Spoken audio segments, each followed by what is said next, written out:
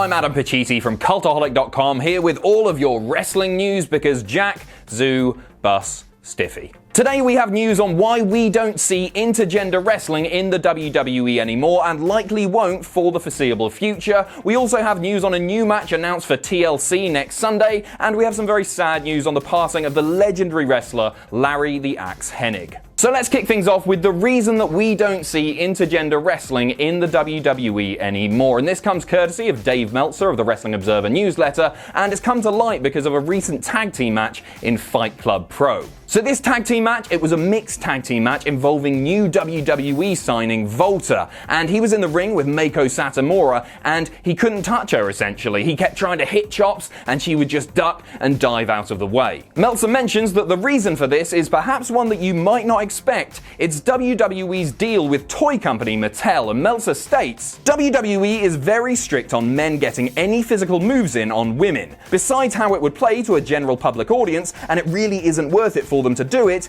is that it was a promise to Mattel years ago when the deal was first made that they would never portray men physically overpowering women. Obviously, we have seen a few instances of intergender wrestling in the WWE. On SmackDown last year, for example, James Ellsworth had a match against Becky Lynch, although this was very much presented as a comedy match, with James Ellsworth taking the vast majority of the punishment. So gone are the days of China having great back and forth matches with the likes of Chris Jericho, and it's all down to a toy company, and this is a position that WWE don't plan on changing anytime soon. Next up, we have a new match announced for next weekend's TLC pay-per-view, and that match is Natalya versus Ruby Riott, but not just in any match. That match will be a tables match. Tables and tables and tables.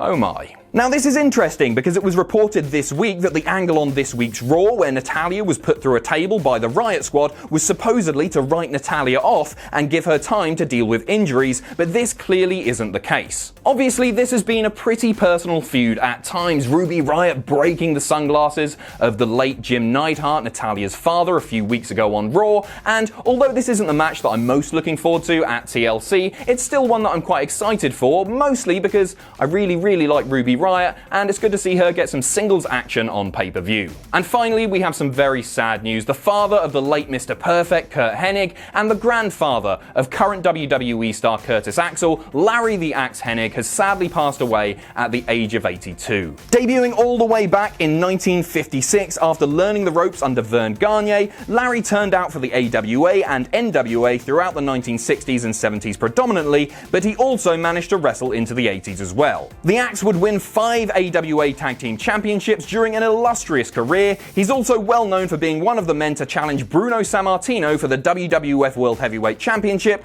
at Madison Square Garden. Many current and former wrestling stars have taken to social media to give their tributes to the late Larry The Axe Hennig, with this particularly touching message from his grandson, Curtis Axel. 82 years old, 5 kids, 28 grandkids, no one has had a bigger impact on my career than my Papa Axe. He's been my biggest supporter since day one, another father when I lost mine. We lost our king of the jungle today. Never thought I'd see this day. But he's with my dad now, so everything will be okay. Love you, Papa Axe. The Hennigs have always held our heads up high. We will continue to do so, you rest assured. The Hennig name will live on forever. All of us here at Cultaholic send our deepest sympathies to the friends and family of The Axe, a truly phenomenal talent. So that's all from me. Thanks for watching, and you can follow me on Twitter here.